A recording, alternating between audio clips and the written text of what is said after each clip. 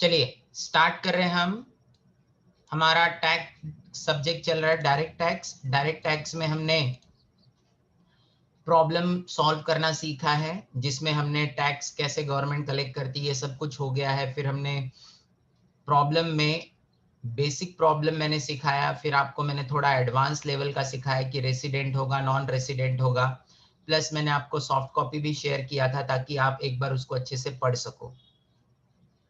अब हम थोड़ा सा नया चीज सीखने वाले हैं, मार्जिनल रिलीफ। क्योंकि मार्जिनल रिलीफ एक ऐसा कंसेप्ट है जो बच्चों को थोड़ा तकलीफ देता है अंडरस्टैंडिंग के लिए। तो सबसे पहले एक बार हमें ये समझना होगा कि मार्जिनल रिलीफ जो है वो कब एप्लीकेबल होता है, किसे एप्लीकेबल होता है, और क्या रेट से मार्जिनल रिलीफ चार्ज किया जाता है। एक बार हमें ये क्लियर होगा तो ही हम आगे जा पाएंगे। तो एक बार मैं आपको वापस से मार्जिनल रिलीफ के बारे में बात कर रहा हूँ। आपको याद होगा हमने मार्जिनल रिलीफ का थोड़ा सा थियरी लिखवाया था आपको। ये देखिए, मार्जिनल रिलीफ उसे मिलता है जिसको सरचार्ज एप्लीकेबल होता है, यानी आपको सरचार्ज लगेगा तो मार्जिनल रिलीफ मिलेगा, मतलब no surcharge no marginal relief. अगला क्वेश्चन ये आता है बच्चों के दिमाग में कि सर सरचार्ज किसे लगता है? सरचार्ज उसे लगता है जिसकी इनकम सबसे ज्यादा है, मतलब सिंपल वर्ड्स में सुपर अमीर, अमीर नहीं सुपर अमीर, क्योंकि ऐसा इंसान जिसकी नेट टैक्सेबल इनकम 50 लाख से ज्यादा है उसे सरचार्ज लगेगा। सरचार्ज कितना लगेगा? यदि 50 लाख से 1 करोड़ तक है, यानी more than 50 lakhs and up to 1 crore, then it is 10%, otherwise 15%, 25%, 37%। ये स्लैब रेट है। और मार्जिनल रिलीफ आपके सिलेबस में याद रखिएगा सिर्फ कैलकुलेशन ऑफ टैक्स है दो लोगों का, इंडिविजुअल और एचयूएफ। मैंने आपको लास्ट टाइम सिखाया था पर्सन की डेफिनेशन। पर्सन की डेफिनेशन में इंडिविजुअल आता है, एचयूएफ आता है, कंपनी आता है, एओपी आता है, बीओआई आता है, ठीक है, पार्टनरशिप फर्म आ गया, सब कुछ आता है, आर्टिफिशियल जुडिशियल पर्सन आता है। लेकिन आपके सिलेबस में, सिलेबस मतलब मिडिल लेवल यानी इंटर हो, सीए इंटर हो या सीएस एग्जीक्यूटिव हो, यहाँ पर सिर्फ इवन आईसीडब्ल्यूए सीएमए इंटर हो, वहां पर भी इंडिविजुअल और एचयूएफ का ही टैक्स कैलकुलेशन मेनली पूछा जाता है। मेनली वर्ड यूज किया हमने। जब आप फाइनल में जाओगे वहां पर टैक्स लायबिलिटी कैलकुलेट करनी होती है कंपनीज की। हम अपना कोर एरिया, मेन एरिया रखेंगे इंडिविजुअल और एचयूएफ का। इंडिविजुअल और एचयूएफ का टैक्स कैलकुलेशन सेम है, नथिंग चेंज। सिर्फ एक जगह इंडिविजुअल लिखा जाता है, एक जगह पे एचयूएफ लिखा जाता है। हम लोग बात कर रहे थे मार्जिनल रिलीफ के बारे में। अब मार्जिनल रिलीफ का बेसिक कंसेप्ट क्या है उस पर हम आते हैं, और हमें यह भी सीखना है कैजुअल इनकम क्या होता है। कैजुअल इनकम मतलब वो इनकम जो आपका जैसे विनिंग्स है, लॉटरी है, क्रॉसवर्ड पजल है, यहाँ पर कैजुअल इनकम चार्ज की जाती है, ठीक है।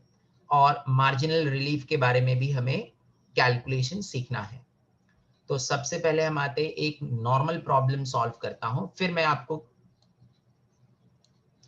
मार्जिनल रिलीफ के बारे में एक्सप्लेन करता हूं। एक बार वापस एक्सप्लेन कर रहा हूं, मार्जिनल रिलीफ उसे मिलेगा जिसको सरचार्ज एप्लीकेबल होगा। मार्जिनल रिलीफ हर टाइप के एसएससी को मिलता है, चाहे वो इंडिविजुअल हो, एचयूएफ हो, कंपनी हो, एओपी हो, बीओआई हो, एजीपी हो।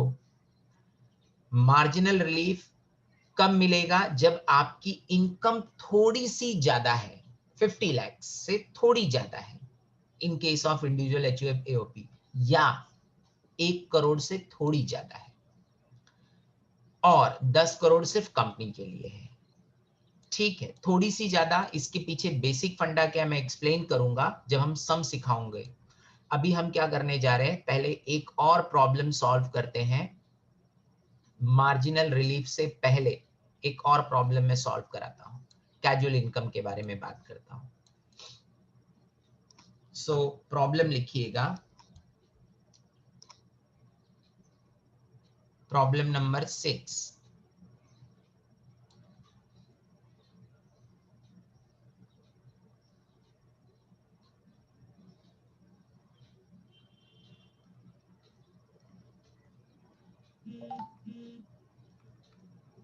Problem number 6। चलिए प्रॉब्लम नंबर 6 पर आते हैं।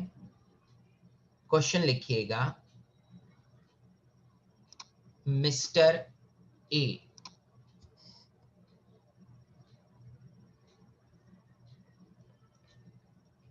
अच्छा, सबसे पहले मैं आपको एक और कंसेप्ट सिखा देता हूँ कैजुअल इनकम के बारे में, फिर मैं आपको एग्जांपल कराता। नहीं तो क्या होगा, कुछ बच्चों के दिमाग में क्वेश्चन आएगा कि सर आपने हमें एग्जांपल या कंसेप्ट नहीं सिखाया और उसके पहले ही सम सिखा दिया। ठीक है, तो मैं एक आपको पहले कंसेप्ट सिखाता हूँ।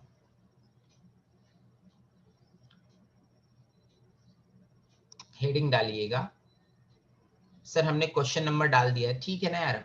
2 पेज छोड़कर उसके आगे चले जाओ, 1 पेज छोड़कर उसके आगे लिख लो concept. What is casual income? Casual income and explain its taxability.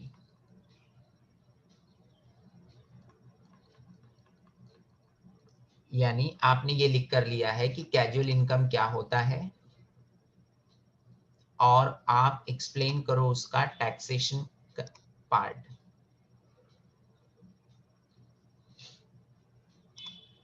लिखिएगा,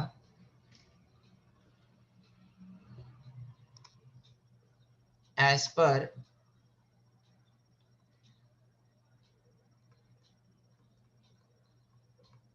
section 115 BB, casual income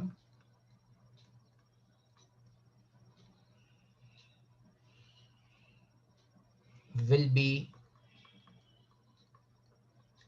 taxable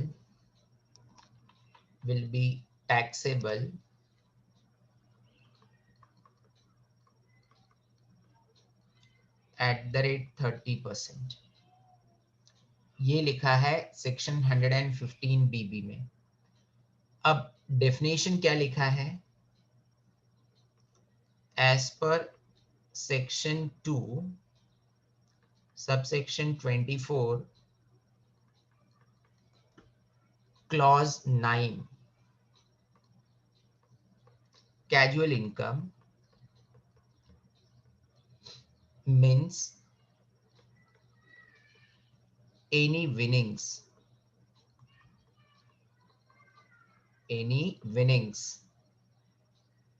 from lottery हो,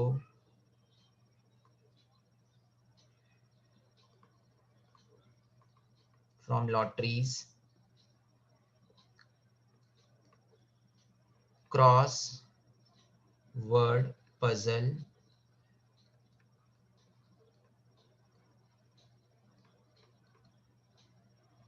रेस हो,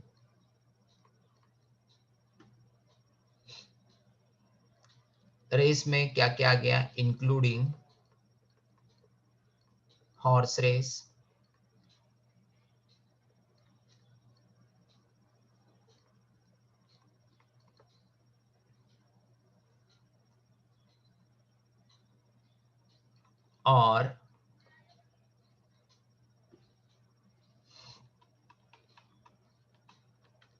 और अदर गेम,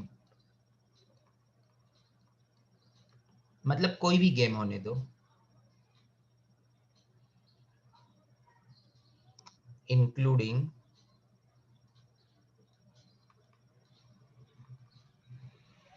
गैम्बलिंग, बेटिंग राजा, राजा मत लिखना, आपने फिल्म देखी होगी, बेटिंग ऑफ एनी फॉर्म,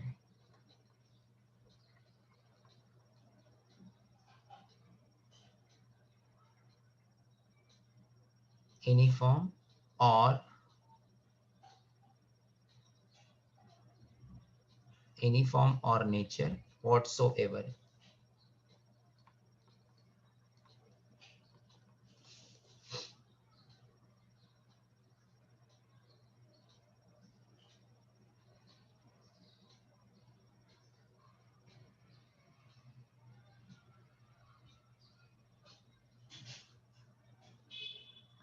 अब ये जो मैंने लिख कर दिया है आपको, सेक्शन 2 सबसेक्शन 24 क्लॉज 9, ये क्या है? ये क्या है? ये इनकम का डेफिनेशन है भाई। प्राजक्ता कहती मैं कैसे यकीन करूं, है ना, ये रहा ना इनकम का डेफिनेशन। सर ने आपको स्टार्टिंग में सिखाया था ना, व्हाट इज इनकम, ये रहा। विनिंग्स, ये क्या है? सेक्शन 2 सबसेक्शन 24 क्लॉज 9, इसका मतलब ही है विनिंग्स मतलब casual income. This is casual income.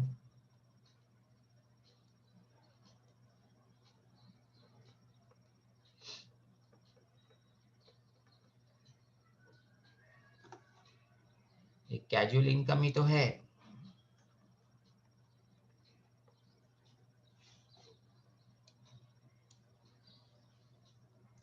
अब इसके नीचे नोट लिखना होगा, दो इंपॉर्टेंट पॉइंट्स। पहला note, if assessee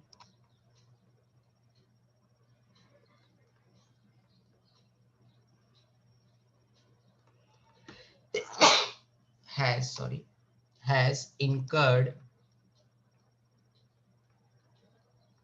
any expense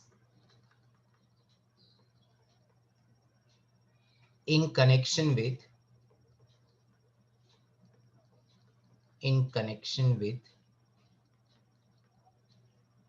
earning casual income,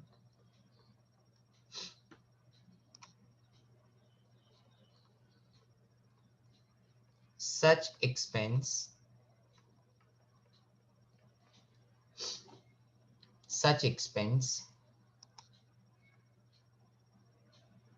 will not be allowed, will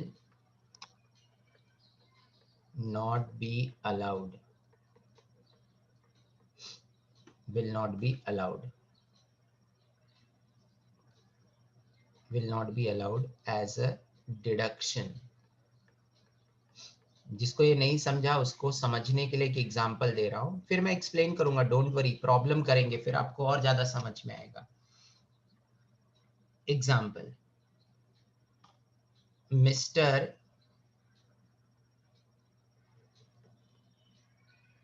Ajay, चलो अपने किसी स्टूडेंट का नाम लेता हूं, mister Ajay purchase lottery ticket, कितने रुपए का टिकट खरीदा था? 10,000 रुपए का। And he had a winning of rupees 1,00,000 रुपया।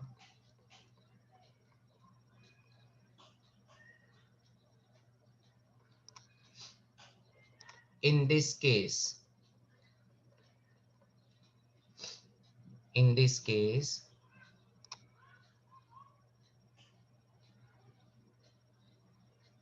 expense of rupees 10,000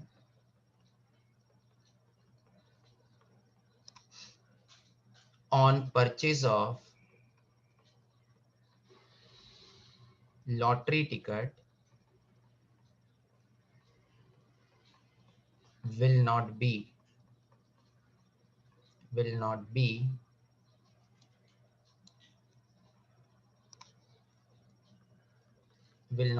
allowed as a deduction,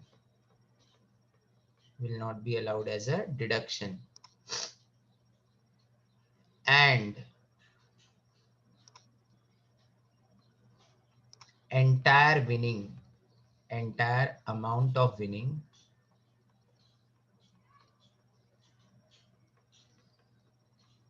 rupees 1,00,000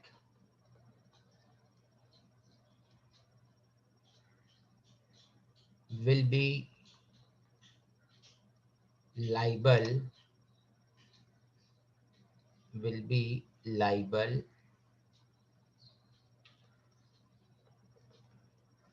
for tax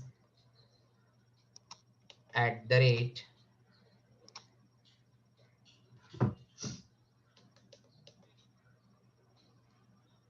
30%.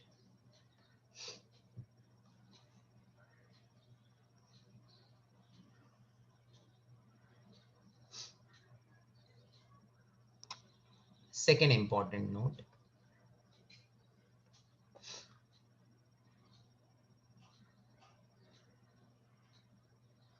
deduction under chapter 6A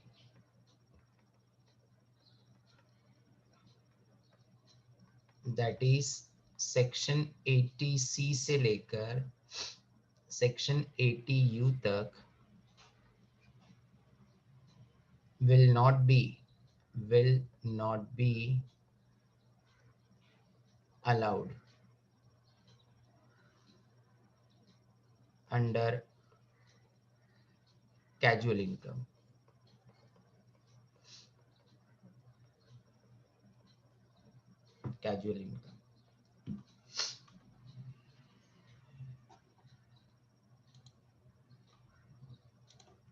Third point, third important note, but क्या सबसे important चीज, but rebate under section 87A will be allowed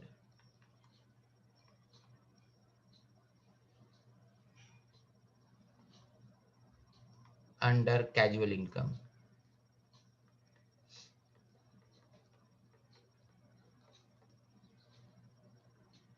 आप इसे लिख कर लीजिए, फिर मैं एक्सप्लेन करता हूं, इसके ऊपर एक सम कराता हूं, फिर उसके बाद मार्जिनल रिलीफ का कंसेप्ट एक्सप्लेन करूंगा, फिर सम कराऊंगा। तो पहले एक बार आपको लिख कर लेना है, फिर मैं एक्सप्लेन करने वाला हूं, उसके बाद आगे। चलिए, जिन बच्चों का लिख कर हो गया है, मैं एक बार एक्सप्लेन करता हूं आपने लिखा क्या है अब तक। देखिए आपने लिखा क्या है, let me to explain you entire concept. देखिए, कैजुअल इनकम जो होता है, government doesn't want promotion of lottery, government नहीं चाहती आप जुआ खेलो। इसका मतलब जो आप केबीसी देखते हो, जो अमित अंकल बोलते हैं, यस कह रहा है, आप अंकल क्यों बोल रहे हो? ऐसे तो दादाजी से बड़े एज के हैं, ठीक है, लेकिन उनको ज्यादा सीनियर सिटीजन बोलेंगे तो भड़क जाएंगे वो, ठीक है। तो हम बात कर रहे हैं केबीसी के बारे में। केबीसी में आप देखते हो लिख कर आता है, या ऐसे अमित जी बोलते हैं कि 1 करोड़ आप जीत गए, ये रहा ऑनलाइन, हम पैसा आपके अकाउंट में ट्रांसफर कर रहे हैं, आपको स्क्रीन पे दिखाते हैं 1 करोड़ रुपया लिखकर, बोलते देखिए ये रहा मोबाइल और आपको हमने ऑनलाइन पैसा ट्रांसफर किया, ऐसा अमित जी कहते हैं। बट प्रैक्टिकल लाइफ में आपने जो भी पैसा कमाया है उसके ऊपर सीधा 30% टैक्स लगता है। इसका मतलब 1 करोड़ रुपए जीते हो तो भी 30 लाख रुपए टैक्स कट करके आपके हाथ में 70 लाख ही मिलेगा, प्लस उसके ऊपर सरचार्ज भी लगता है, ठीक है, क्योंकि आपकी इनकम 50 लाख के ऊपर हो गई विनिंग्स की, प्लस उसके ऊपर सेस लगेगा, तो ऐसे तो 30% से ज्यादा होता है। But for the time being, concept समझने के लिए आप ये समझ लिए कि भाई इनकम जो भी आपने लॉटरी से कमाया, केबीसी जीत कर आए, मान लीजिए प्राजक्ता सोच रही है कि वो सारेगामा पे जाएगी, गाना गाएगी, सिंगिंग कंपटीशन जीतेगी, या हो सकता है केविन पटेल सोच रहा है कि नेक्स्ट ईयर के बिग बॉस में वो एंट्री लेगा और धूम मचाएगा, सबको दुनिया भर की गालियां देगा, मारा मारी करेगा, अजीब हरकतें करेगा, बिग बॉस में बना रहेगा, और मान लीजिए at the end Bigg Boss जीत भी गया, तो भी जितनी इनकम कमाया है उसके ऊपर मोर देन 30% टैक्स कट होकर माइनस बाद में उसके हाथ में पैसा आएगा। सर ऐसा है? हाँ, कोई भी विनिंग्स, सर वो तो टैलेंट से कमाया, सारे गामा पे पापे गया था, नाचत गाना किया, ठीक है, कंपटीशन जीता, या एमटीवी पर गया, खतरों का खिलाड़ी जीत कर, अरे तू कितना भी खतरों का खिलाड़ी हो जा, गवर्नमेंट नहीं चाहती ऐसा टाइप का गेम खेलो आप। केविन कह रहा है सर आजकल तो मैं ओ मोबाइल पर गेम खेल रहा हूं, विराट कोहली ऐड करता है ना, एमपीएल पे गेम खेलो, ठीक है। इसके ऊपर कोर्ट में केस फाइल किया गया। क्यों सर? अरे देखो, यंग यूथ को बिगाड़ने का नया तरीका। उसमें आपने ऐड देखा होगा, एक अंकल आके बोलते थे कि मैं घर पे बैठे बैठे कुछ काम नहीं कर रहा था तो एमपीएल पर गेम खेलना चालू किया, पैसे जीता, बच्चों के लिए मैंने लैपटॉप खरीदा और उससे मेरे बच्चे पढ़ रहे। इसका मतलब आप इनडायरेक्टली क्या कर रहे हो? यंग यूथ को बर्बाद कर रहे हो। Wastage of time, money, energy. किसी बंदे ने कोर्ट में केस फाइल किया। सर आपको इतना अच्छा नॉलेज कैसे है? मैं एलएलबी किया हूँ, ठीक है, तो बहुत अच्छा नॉलेज है लीगल मैटर का। तो केस फाइल हुआ। अब देखिए नया ऐड आने लगा कि आईपीएल एमपीएल पर गेम खेलते हो तो इससे आपको लत लग सकती है, ठीक है, आदत लग सकती है, वित्तीय वित्तीय जोखा हो सकता है, बहुत डिफिकल्ट हिंदी वर्ड यूज करते हैं कि फाइनेंशियल लॉस हो सकता है। तो कृपया आप अपनी समझदारी के साथ गेम खेलिए। It is like mutual fund जैसा, जैसे बड़ा सा ऐड आता है म्यूचुअल फंड के एंड में कि भाई mutual fund is subject to market risk, please read the offer document very carefully before investing money. So it is every time of gaming, government of India doesn't allow मतलब doesn't want. Actually government को तो tax चाहिए। Even आप India में gambling betting करना गुनाह है, fine है, क्राइम है। मान लीजिए यस और केविन बहुत बड़े बेटिंग राजा हैं, ये लोग क्या करते हैं, आईपीएल में बेटिंग लगाते हैं, पैसा कमा रहे, गवर्नमेंट को टैक्स भरे, गवर्नमेंट को कोई प्रॉब्लम नहीं, पुलिस डिपार्टमेंट पीछे पड़ जाएगा, अलग कहानी है। So whatever income is earned, straight forward 30% tax लगेगा, 30% से ज्यादा लगेगा, 30% plus surcharge plus education cess. Depend करता है आपका विनिंग अमाउंट कितना है, डिपेंड करता है आपका विनिंग अमाउंट कितना है। सो कितना टैक्स लगेगा? 30%। और विनिंग का डेफिनेशन क्या है वो मैंने आपको एक्सप्लेन कर दिया। It is defined under section 2 subsection 24 clause 9। Section 2 subsection 24 क्या है सर? इनकम का डेफिनेशन। सर ये नोट में आपने क्या लिखा है? सर ने ये लिखा है कि आप कैजुअल इनकम कमाया जो भी, उसके ऊपर स्ट्रेट फॉरवर्ड टैक्स लगेगा। आप ये नहीं बोल सकते कि मैंने लॉटरी का टिकट खरीदा था 10,000 रुपए का, मेरे को लॉटरी का प्राइस लगा है 1,00,000 रुपए का, तो टैक्स तो 90,000 पे लो ना, क्योंकि 10,000 रुपए तो मैंने खर्च किया था उस टिकट को खरीदने के लिए। गवर्नमेंट इस टाइप के एक्सपेंस का डिडक्शन नहीं देती है। सर क्यों नहीं देती है? क्योंकि गवर्नमेंट नहीं चाहती है आप जुआड़ी बनो, आप विनिंग्स में लॉटरी टिकट खरीदो। केविन कह रहा है लेकिन सर ये भी तो एक बहुत बड़ी बुरी बात है कि गवर्नमेंट लॉटरी का टिकट बेचने को अलाउ की है। भाई अब क्या करें, दारू बिकता है लेकिन गवर्नमेंट ऐड करती है दारू पीना हेल्थ के लिए हानिकारक है। सिगरेट बिकता है, सिगरेट को पियेंगे तो उसके ऊपर लिखा होता है टोबैको या it is injurious to health. Government का सबसे बड़ा रेवेन्यू का सोर्स है। लॉकडाउन में सब चीजें बंद थी, दारू बिक रहा था फुल टू। तो एथिक्स अलग है, बिजनेस अलग है। तो गवर्नमेंट एथिकली डजंट वांट, इसीलिए सिगरेट पर, दारू पर, विनिंग्स पर टैक्स रेट ज्यादा होता है। उधर इनडायरेक्ट टैक्स है, इधर डायरेक्ट टैक्स है। ये पॉइंट नंबर 1 का मतलब मैंने समझा है कि whatever income you have earn straightforward you have to pay 30% tax, you can not claim any expense. ये बच्चों को यदि न समझे उसके लिए मैंने एकदम बढ़िया एग्जाम्पल कलरफुल लिखा है। सेकेंड पॉइंट में क्या लिखा है सर ने कि डिडक्शन चैप्टर 6A का आप क्लेम नहीं कर सकते हो विनिंग्स के इनकम के लिए। सर ये हमें थोड़ा कम समझ रहा है, प्रॉब्लम लूंगा ना, क्यों टेंशन ले रहे हो? 50 सम करना है। सर 50 कब से बोल रहे हो, अभी तो 15 हुए हैं। अरे भाई करेंगे, डोंट वरी, टैक्स एकदम थरो, एकदम डीप में जाएंगे, ठीक है। यहाँ पर हम कोई 200 बच्चों का बैच नहीं बनाए हैं, सिर्फ अपना 20-25 बच्चों का बैच रहता है, ताकि हर बच्चे के कंसेप्ट का क्वेश्चंस को समझा जा सके और उसको रिप्लाई किया जा सके।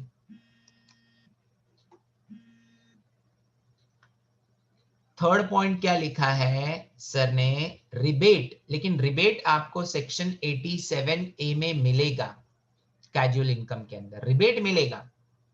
रिबेट का मतलब है सिंपल वर्ड्स में, यदि आपका कैजुअल इनकम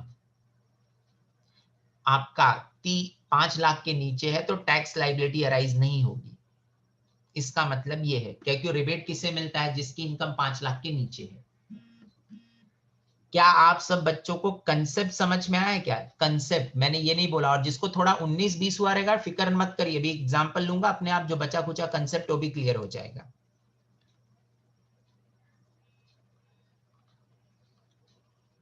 और ना हेजिटेशन नहीं करने का रिप्लाई करने में, ऐसा कंजूसी उंजूसी का काम करने का नहीं, मेरे को पसंद नहीं है कोई कंजूस बनता है तो आंसर देने में। ना समझे तो ना लिखो, समझ में आया तो लिखो, क्लियर है सर, बात खत्म हो गई। दिल में बात रख के क्या मतलब है?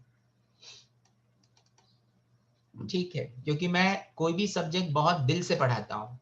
पैसा तो हर कोई कमाता है पढ़ाने के बाद, लेकिन साथ में जॉब सेटिस्फैक्शन भी होना चाहिए इसके लिए। ठीक है, तो अब हम इसी कंसेप्ट को समझने के लिए मैं एक एग्जांपल लिखा रहा हूं।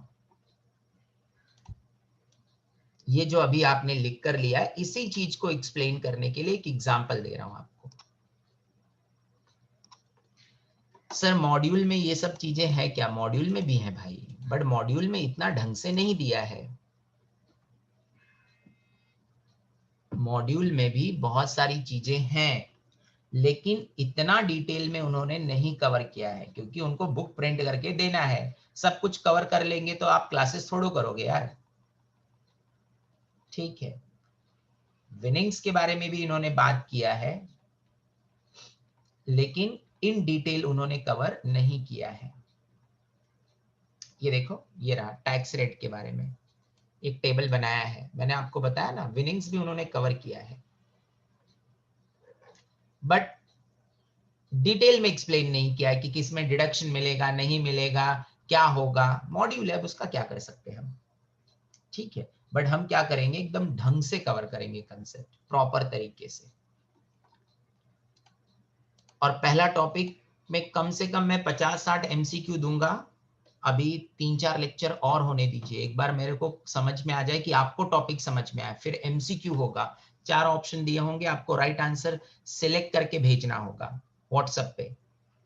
आंसर दोगे तो मैं आपको उसका करेक्ट आंसर बताऊंगा, आंसर नहीं दोगे मैं करेक्ट आंसर नहीं बताऊंगा। गलत रहेगा चलेगा, बट आप ट्राई तो करो, मेरे कहने का मतलब ये है। चलिए अब आते हैं हम प्रॉब्लम पर।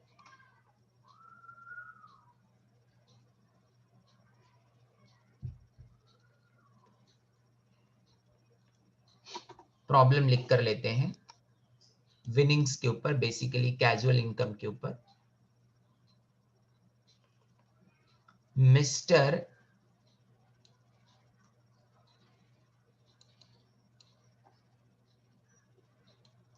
ए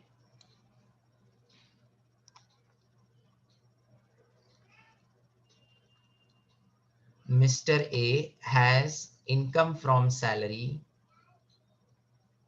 has income from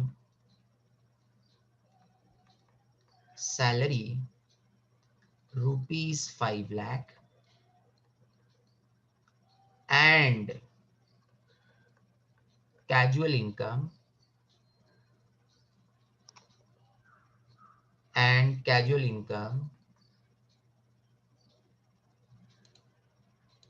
sir casual income कितने रुपए का है? कैजुअल इनकम भी दिया हुआ है, casual income of rupees 3 lakh and casual income of rupees 3 lakh. Deduction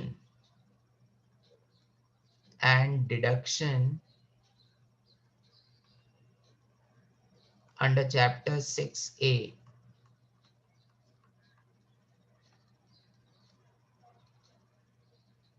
rupees 2 lakh, full stop. Find tax liability, बहुत अच्छा प्रॉब्लम है, very good problem in fact I will say. बढ़िया कंसेप्ट इसमें आपको कवर होगा। Find tax liability,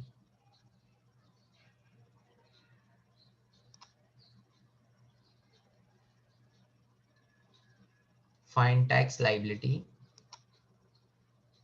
for assessment year 2021-22।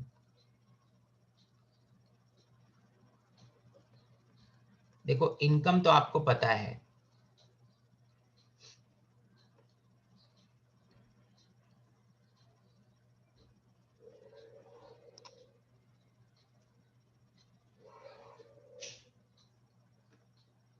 सबसे पहला काम क्या करना होगा, computation of income.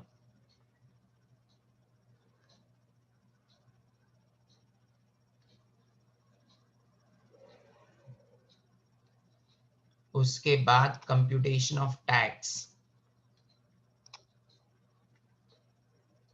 So first I have to compute his income।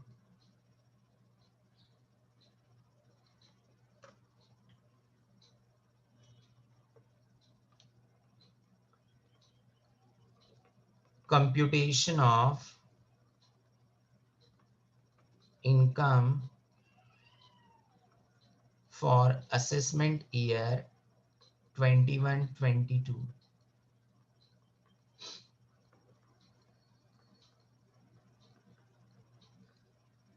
21-22।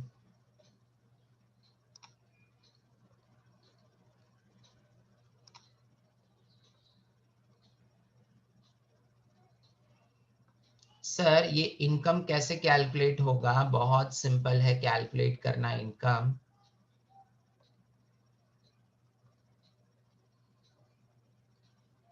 देखिए सबसे पहले क्या लिखेंगे, income from salary, income from salary जो क्वेश्चन के अंदर दिया है 5 lakh.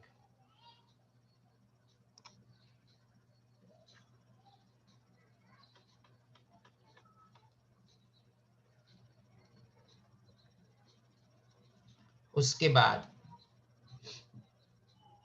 Income from other source,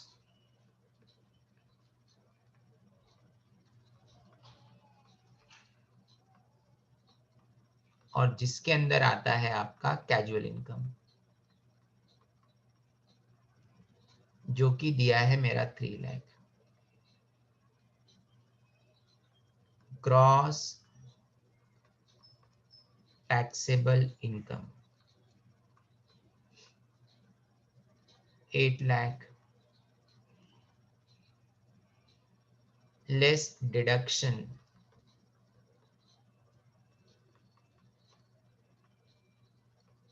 under chapter 6A,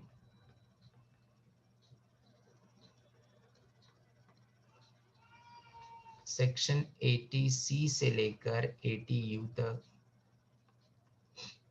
कितना दिया है ये, 2 लाख।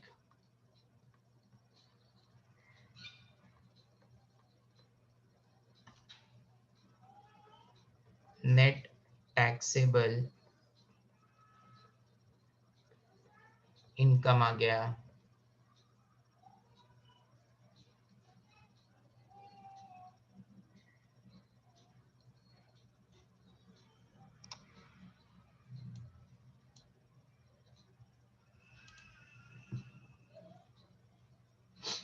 अब हमें टैक्स कैलकुलेट करना, बराबर समझिएगा, बराबर समझिएगा कंसेप्ट। हाँ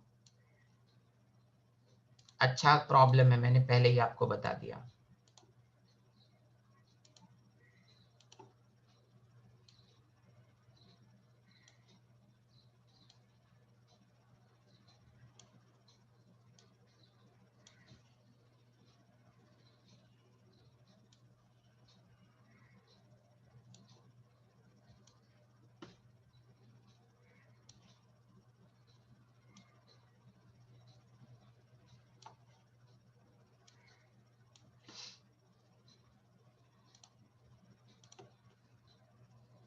computation of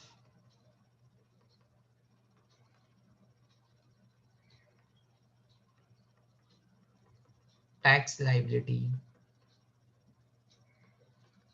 assessment year 21-22। 6 lakh रुपए है, ओरली मत करिएगा। अब ये 6 लाख रुपए का पहले दो पार्ट होगा। क्या दो पार्ट होगा? टैक्स ऑन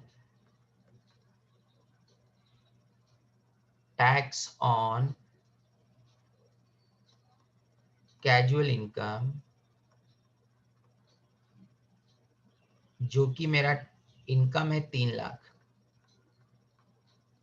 उसके ऊपर टैक्स रेट होगा 30%। Tax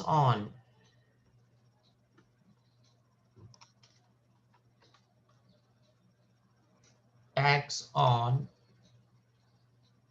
normal income,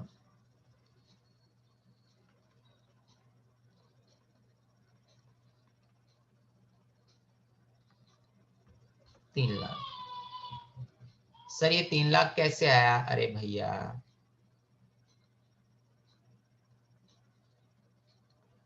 net taxable income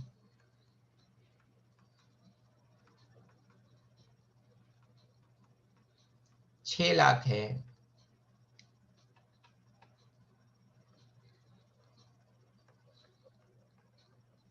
उसमें से कैजुअल इनकम 3 लाख। इसका मतलब दूसरी इनकम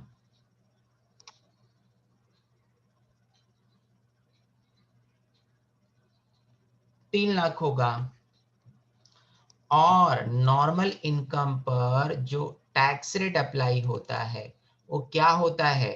स्लैब रेट। और स्लैब रेट आपको पता है, मैंने सिखाया भी है, आपने अच्छे से पढ़ के भी लिया है। नॉर्मल इंसान के लिए आपको याद होगा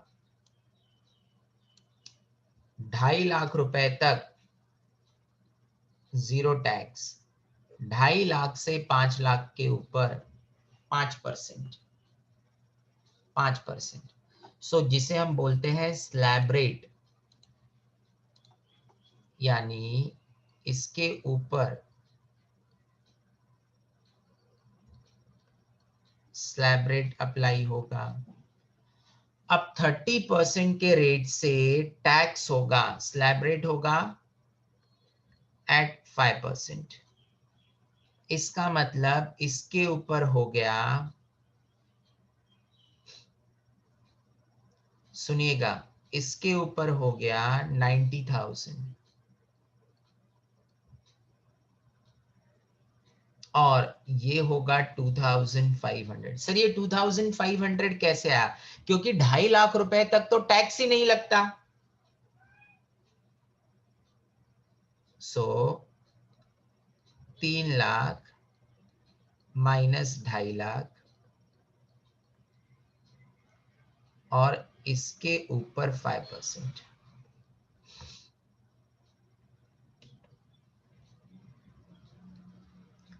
अरे भाई 2.5 लाख पर तो टैक्स ही नहीं लगता।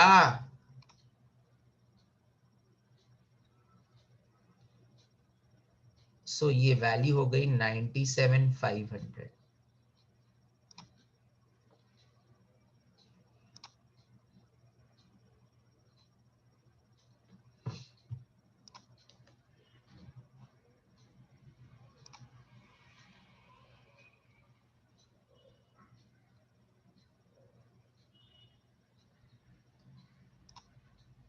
देखिए दो अलग चीजें हैं।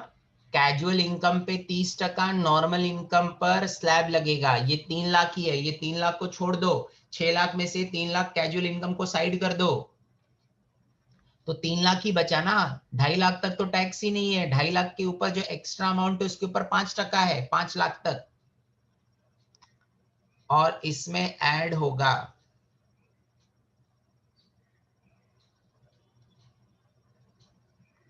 क्या ऐड होगा सर? इसमें सर बोलो रिंकी, मैं सोच रहा था आपका डाउट क्यों नहीं आया, बोलो।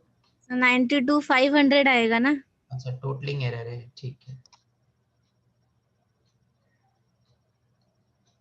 92,500, इसके ऊपर हेल्थ एंड एजुकेशन सेस आएगा 4%। सो इसके ऊपर 4% अप्लाई करना होगा। 92,500 का 4% 3,700 ऐड करने के बाद 96,200। दिस इज मेरा टैक्स पेएबल। ये टैक्स पेएबल अमाउंट हो गया। क्या आप सब बच्चों को ये कंसेप्ट समझ में आया है क्या?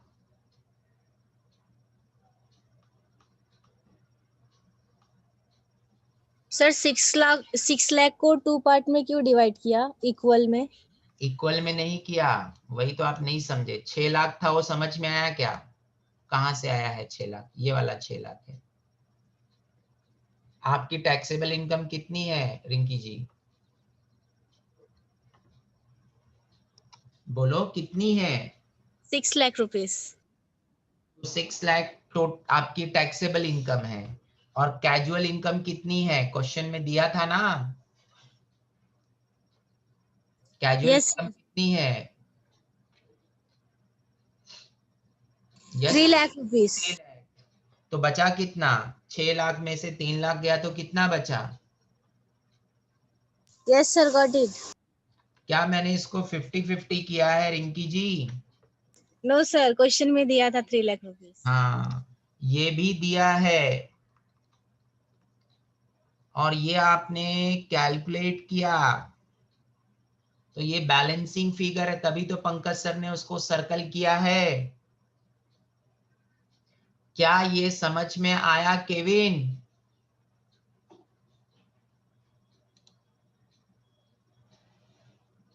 केविन पटेल। ओके। अब यही क्वेश्चन में थोड़ा सा चेंज कर रहा हूं। सेम डेटा, सेम डेटा, सिर्फ हल्का सा चेंज, ताकि आपको कंसेप्ट और अच्छे से क्लियर हो।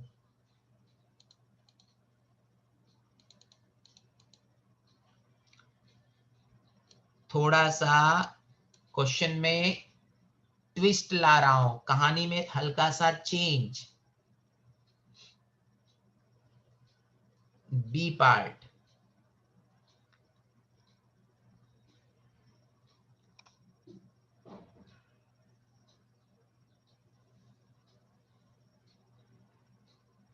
consider entire problem.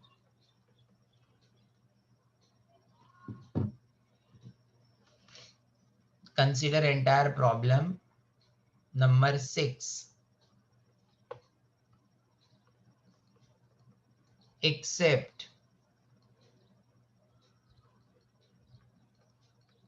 except except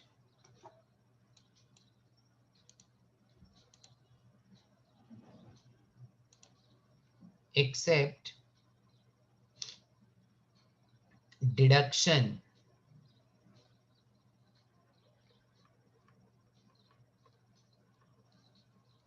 under chapter 6a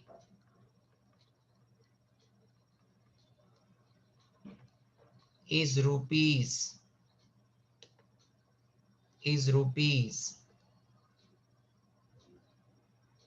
6 lakh. Find tax liability. सुनिए, टैक्स वैसे भी इतना सिंपल सब्जेक्ट नहीं होता है। इतना सिंपल होता तो चार्टर्ड अकाउंटेंट भीख मांगते। सर भीख मांगते मतलब? अरे काम ही नहीं होता यार, हर कोई अपना इनकम टैक्स का रिटर्न खुद फाइल कर लेता। सीए क्या करते, तबला बजाते क्या बैठ के? क्वेश्चन एज इट इज मैंने रखा है, मतलब जो ऊपर वाला प्रॉब्लम है ध्यान से देख लो, जिसको नहीं समझा फिर से बोलता हूं, सिर्फ ये जो डिडक्शन है 2 लाख की जगह पर मैंने क्वेश्चन में डिडक्शन 6 लाख रुपए कर दिया, बाकी कुछ नहीं चेंज किया हूं। मतलब उसकी इनकम फ्रॉम सैलरी 5 लाख की है, कैजुअल इनकम 3 लाख की है, सिर्फ डिडक्शन 2 लाख को मैंने 6 लाख बना दिया, 2 लाख को मैंने 6 लाख बना दिया। अब आते हैं हम अपने प्रॉब्लम पर, अब आते हैं अपने प्रॉब्लम पर, ध्यान से देखिएगा और कमजोर दिल वाले लोग अपना दिल थाम के रखिएगा, नहीं तो खोपड़ी डांस करेगी, और इतनी डांस करेगी, इतनी डांस करेगी कि आप टेंशन में रहोगे। सर आपने ऊपर वाले को इंपॉर्टेंट लिखा, इसको वेरी इंपॉर्टेंट लिख रहे हो, क्यों? क्योंकि दोनों में ध्यान से देखिएगा एग्जैक्ट क्या डिफरेंस आने वाला है। सर डिफरेंस आएगा, अरे डेटा चेंज तो आंसर में डिफरेंस तो आएगा ही ना। सबसे पहले मैं कैलकुलेशन ऑफ इनकम कर रहा हूं,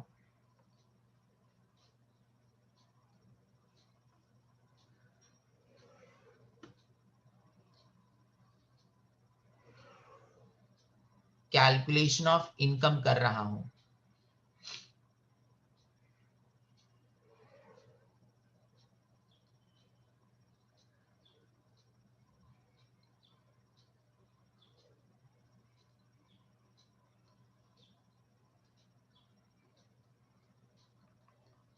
computation of income, taxable income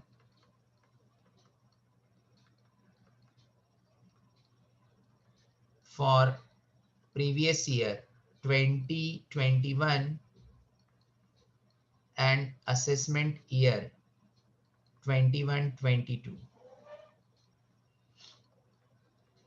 और don't underestimate the power of this problem. इस प्रॉब्लम को हल्के में मत लेना, हल्के में लोगे खोपड़ी डांस करेगी, मैं पहले ही बता रहा हूं केविन। सर आप ऐसे क्यों बोल रहे हो? क्योंकि आंसर में गड़बड़ छे राजा। Don't underestimate the power of this problem. Sir ये तो पावर ऑफ कॉमन मैन था, हाँ ये कॉमन मैन का प्रॉब्लम नहीं है।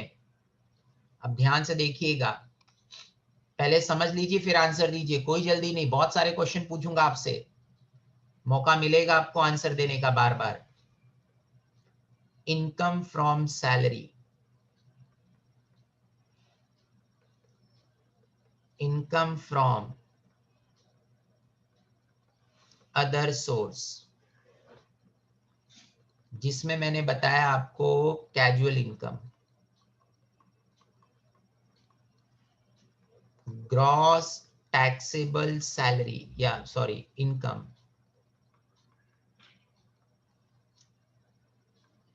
माइनस होगा deduction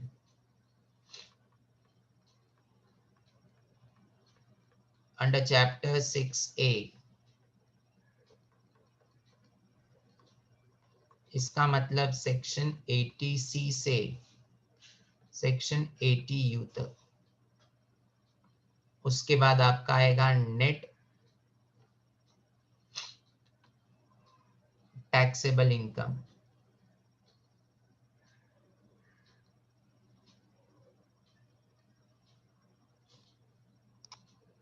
net taxable income. Income from salary 5 lakh रुपए,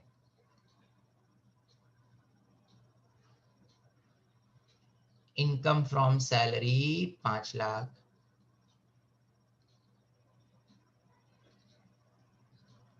और income from other source 3 lakh रुपए, ये होगा 8 लाख। ध्यान देना पड़ेगा। सर इतना आप जोर से क्यों बोले? भैया जी इस्माइल आप टैक्स पढ़ रहे हो, क्या सर, स्माइल किस बात का? ये देखो, नोट नोट आएगा काम।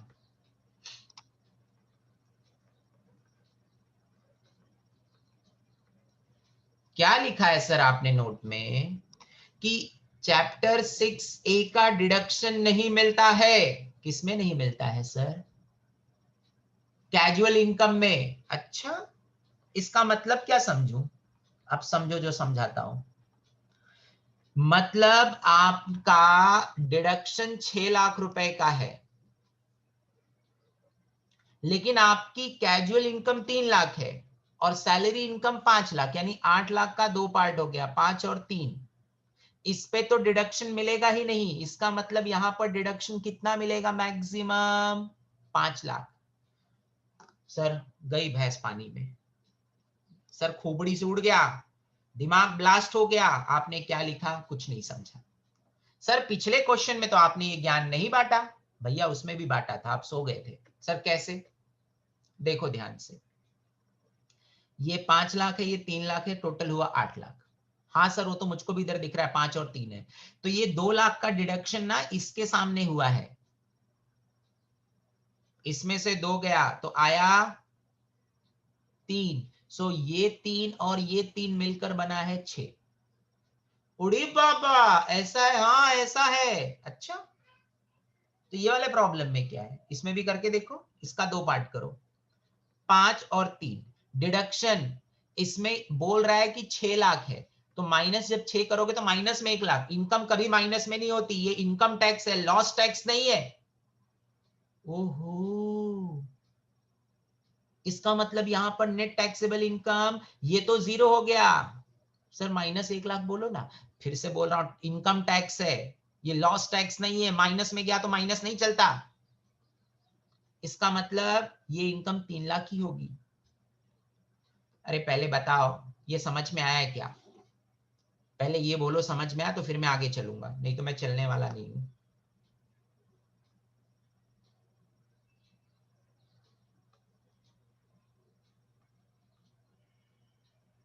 अरे भाई चैट बॉक्स है रिप्लाई करने का।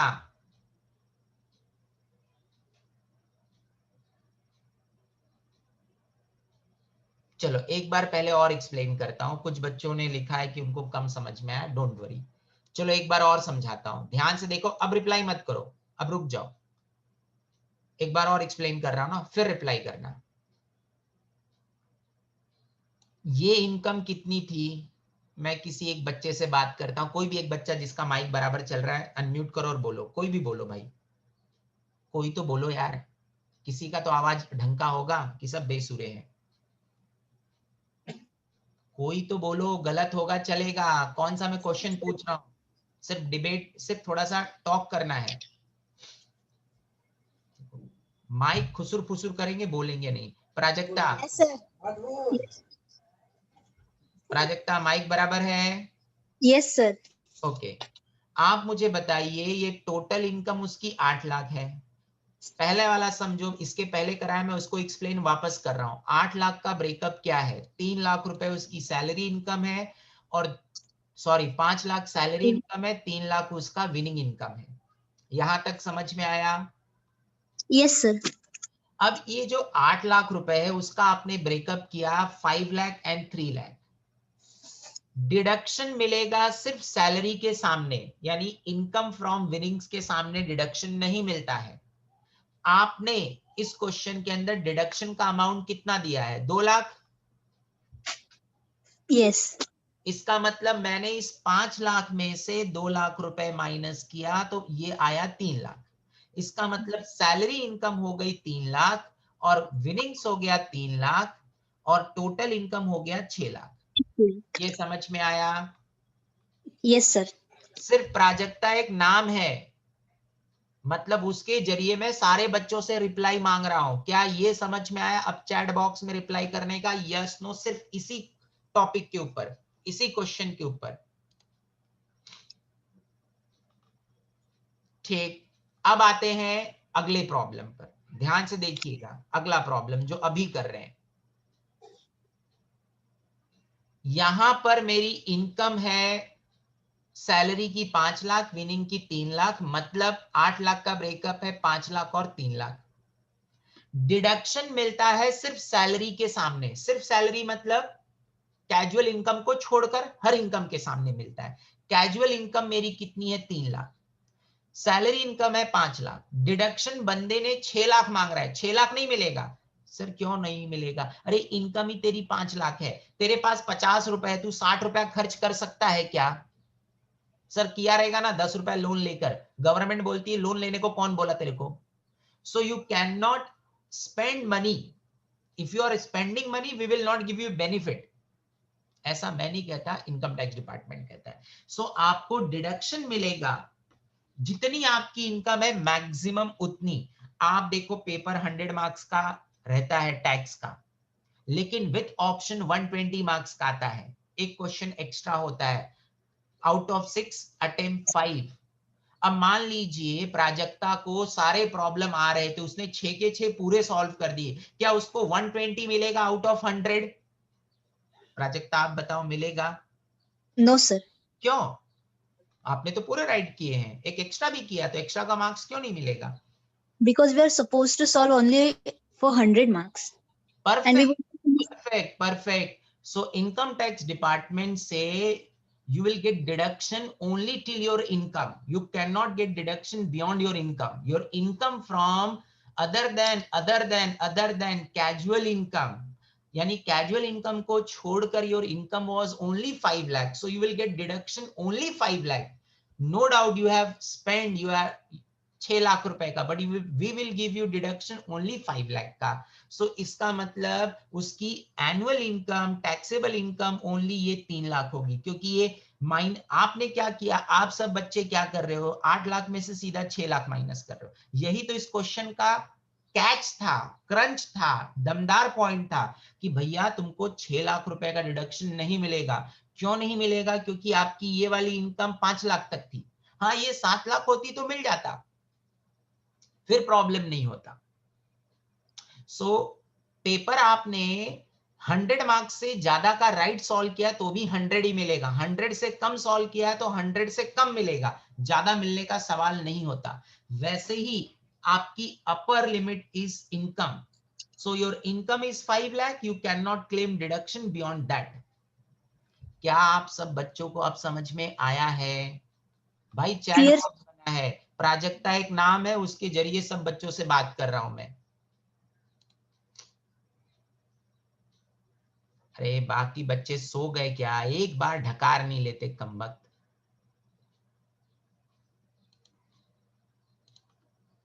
सो इस क्वेश्चन के अंदर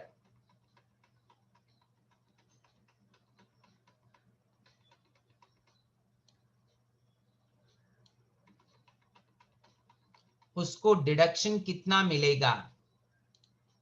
डिडक्शन जो मिलने वाला है सिर्फ और सिर्फ 5 लाख होगा, यानी मैक्सिमम योर इनकम। इनकम से ज्यादा डिडक्शन नहीं मिलेगा, इनकम से ज्यादा डिडक्शन नहीं मिलेगा।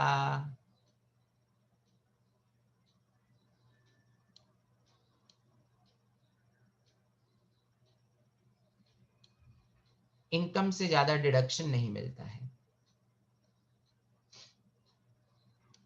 सो इस क्वेश्चन के अंदर जो अभी हम सॉल्व कर रहे हैं, पंकज सर लिखने वाले हैं कि deduction will be maximum 5 lakh, इसीलिए उस पॉइंट के बाजू में सर ने लिखा है important. So you will get deduction only 5 lakh. So आपकी नेट टैक्सेबल इनकम आ गई 3 लाख।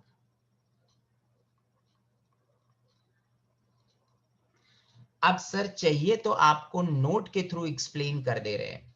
क्या नोट में लिखने वाले हैं sir?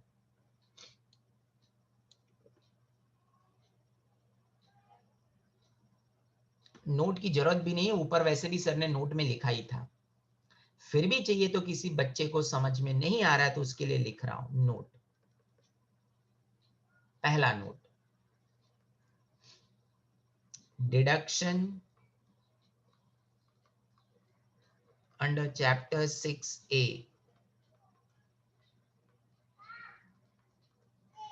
not available for casual income, यानी कैजुअल इनकम के लिए आपको डिडक्शन नहीं मिलेगा। ठीक है सर, ये हमें समझ में आ गया। अब आते हैं हम, किस चीज पर आ रहे हो आप? Computation of tax, computation of tax liability.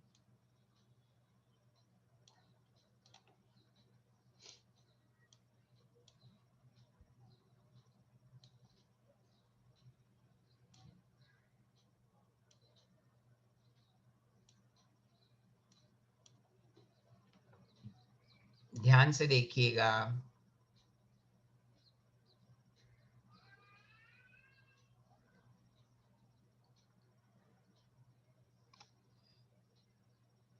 देखो, घाई करने की जरूरत नहीं है, मैं आपसे आंसर मांगूंगा तो आंसर दीजिए, आप परेशान मत होइए।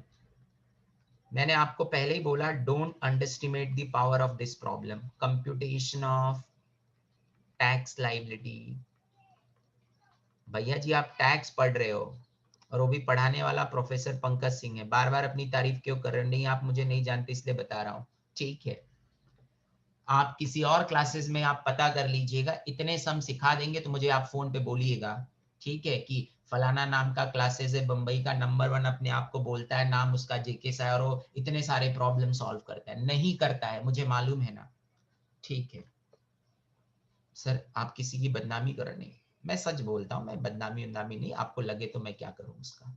चलिए आते अपने प्रॉब्लम पे जो हम सीख रहे हैं। टैक्स ऑन कैजुअल इनकम कितना है? पहले तो टैक्स इनकम है मेरा 3 lakh, at the rate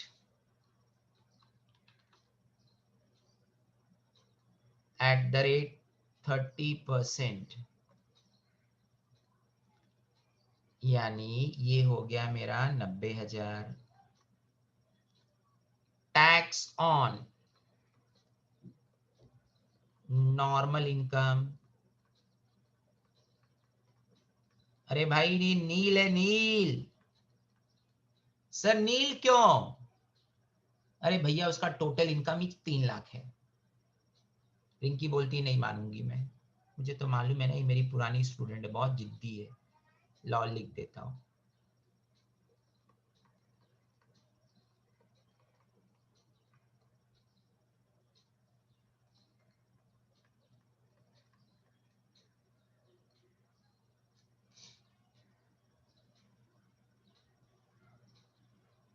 so ये मेरा आ गया 90,000।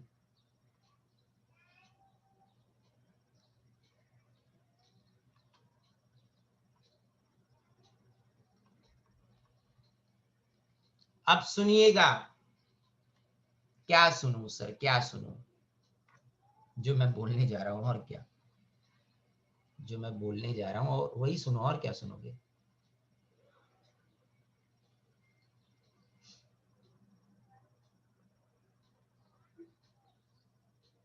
इतना आसान मत समझिएगा सर, सीधा इसमें 4% ऐड करो ना, आंसर आया ना।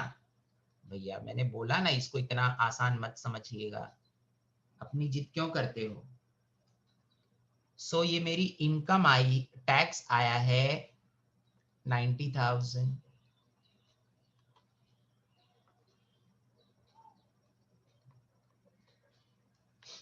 अब क्या मिलेगा? रिबेट। कौन सा बेट? रिबेट।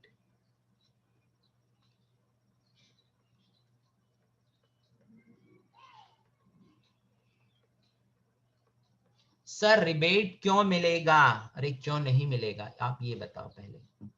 रिबेट कब मिलता है? मैं प्राजक्ता से ही बात करना चाहूंगा। 2 रीजन है, आवाज काफी अच्छी है पहली बात, और दूसरी बात साउंड क्लियर है उसका।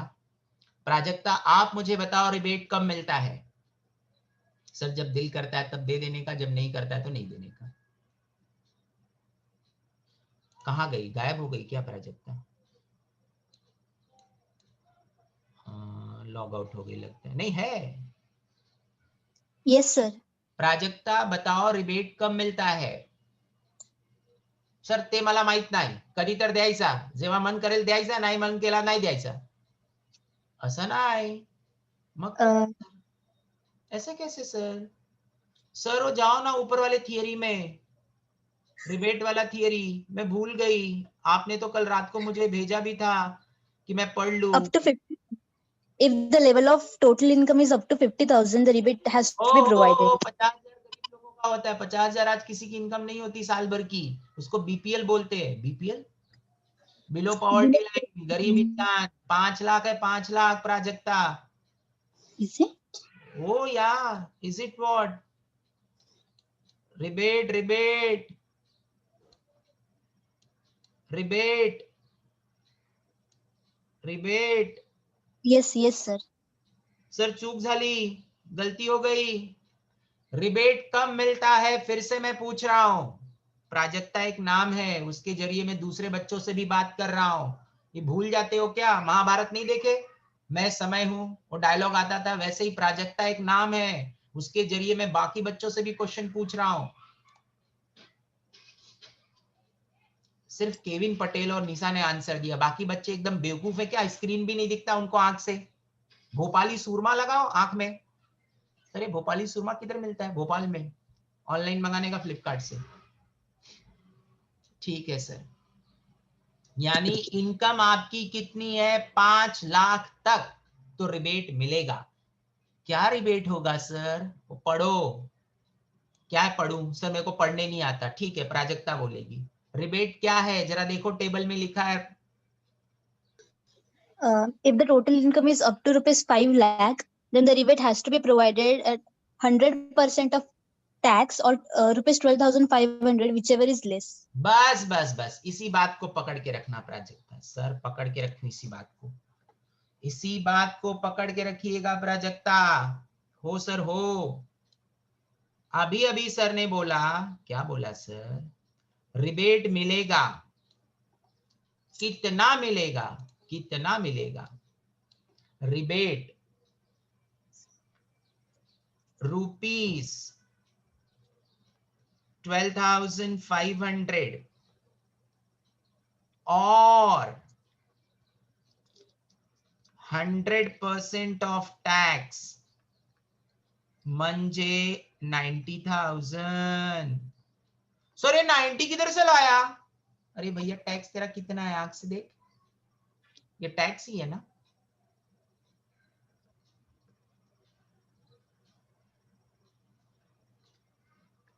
सो 12,500 और 100% of tax, which ever is छोटा. लोटा नहीं बोला मैंने, छोटा बोला है. किसी का कान बज रहा होगा, नहीं तो उसको लोटा सुनाई देगा. ये छोटा बोल रहा हूं. Oh my God.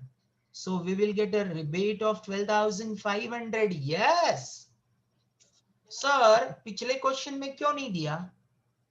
भैया रिबेट कब मिलेगा भूल गया. अभी प्राजक्ता ने चिल्ला चिल्ला के बोला था कि when your income is less than 5 lakh और up to 5 lakh. सर पिछले क्वेश्चन में कितना था उसका इनकम?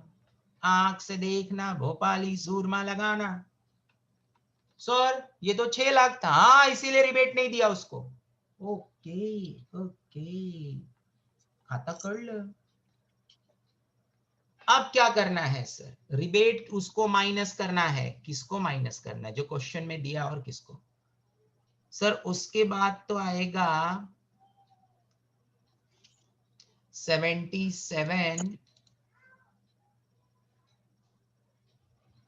500.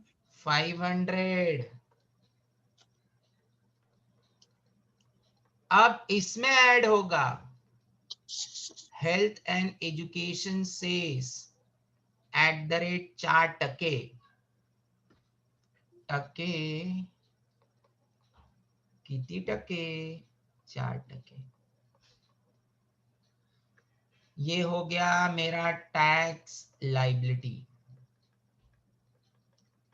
सर ये बात आपने लिख कर दिया है क्या? रिबेट मिलता है? हाँ ना, किधर ना, बताओ ना.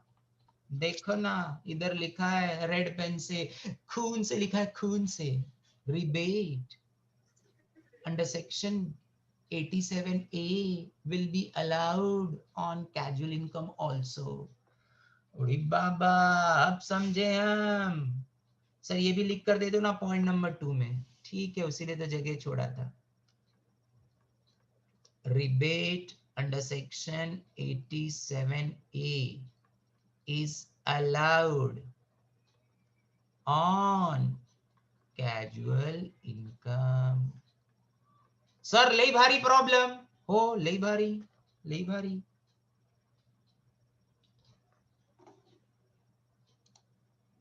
अरे भाई समझ में आया है कि ऐसे ही बक बक बक बक मैं किए जा रहा हूं?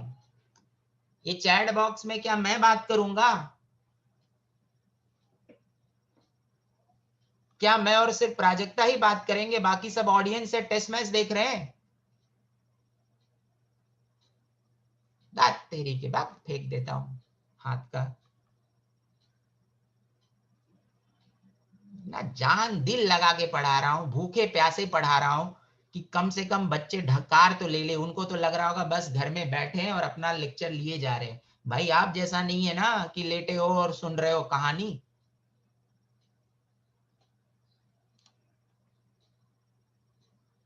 बस 6-7 बच्चों को ही क्लियर हुआ। ये अजय को कभी क्लियर हुआ ही नहीं आज तक। लिंडसे सनी को क्लियर हुआ ही नहीं है। पूनम ने तो कभी ढकार लिया ही नहीं आज।